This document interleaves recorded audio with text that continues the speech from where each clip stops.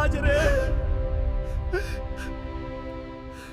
ಗಂಧರ್ವ ಸೇನರು ತೀರ್ಕೊಂಡ್ರಂತೆ. ರಾಜ್ಯಾದ್ಯಂತ 4 ದಿನಗಳ ಕಾಲ ಶೋಕಾಚರಣೆ ಮಾಡಲಿ. ಗಂಧರ್ವ ಸೇನರು ತೀರಿಕೊಂಡರು. ಅವರ ಮರಣದ ದುಃಖವೇ ನಮ್ಮ ದುಃಖ. ಮಹಾರಾಣಿಯವರೇ, ಎಲ್ಲರೂ ಏಕೆ ಅಳ್ತಿದ್ದಾರೆ? ಪಾಪ, ಗಂಧರ್ವ ಸೇನರು ತೀರ್ಕೊಂಡ್ರಂತೆ. ಈ ನಮ್ಮ ಮಹಾರಾಜರಿಗೂ ಆ ಗಂಧರ್ವ ಸೇನರಿಗೂ ಏನ್ ಸಂಬಂಧ? ಗಂಧರ್ವ ಸೇನರ್ ಯಾರು? ಅವಳಿಗೂ ನಿಮ್ಗೂ ಏನ್ ಸಂಬಂಧ? ತಾನೆಂತ ಮೂರ್ಖತನದ ಕೆಲಸ ಮಾಡಿದೆ. ಮಂತ್ರಿಗಳೇ, ಯಾರು ಈ ಗಂಧರ್ವ ಸೇನ?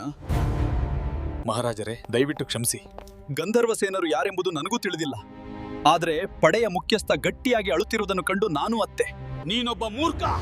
ಕೂಡಲೇ ಹೋಗಿ ಗಂಧರ್ವ ಸೇನ ಯಾರೆಂದು ಪತ್ತೆ ಮಾಡ್ಕೊಂಬ. ಕೇಳಿದ ಕಿವಿ ಊರಿಗೆ ಮಾರಿ ತಂದಿತು. ಗಂಧರ್ವ ಸೇನರು ಯಾರು? ಸ್ವಾಮಿ, ಅವ್ರು ಯಾರು ಏನಾಗಿದ್ರು ನನಗೆ ತಿಳಿದು. ಆದ್ರೆ ಅವರು ತೀರ್ಕೊಂಡ್ರೆಂದು ನನ್ನ ಹೆಂಡತಿಯೇ ಅಳುತ್ತಿದ್ದಳು. ಯಾರಮ್ಮ ಈ ಗಂಧರ್ವ ಸೇನ? ಸ್ವಾಮಿ, ಗಂಧರ್ವ ಸೇನರ್ ಪರಿಚಯ ನನ್ಗಿಲ್ಲ. ಬೆಳಿಗ್ಗೆ ಸ್ನಾನಕ್ಕೆ ಕೆರೆಗೆ ಹೋದಾಗ ಮಡಿವಾಳಿ ಗಂಧರ್ವ ಸೇನ ಸತ್ತಿದಾನೆಂದು ಅಳ್ತಿ.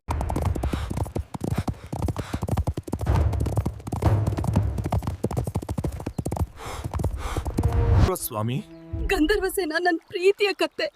ನನ್ ಮಗನ್ಗಿಂತಲೂ ಹೆಚ್ಚಾಗಿ ಅವನನ್ನ ಬೆಳೆಸಿದ್ದೆ.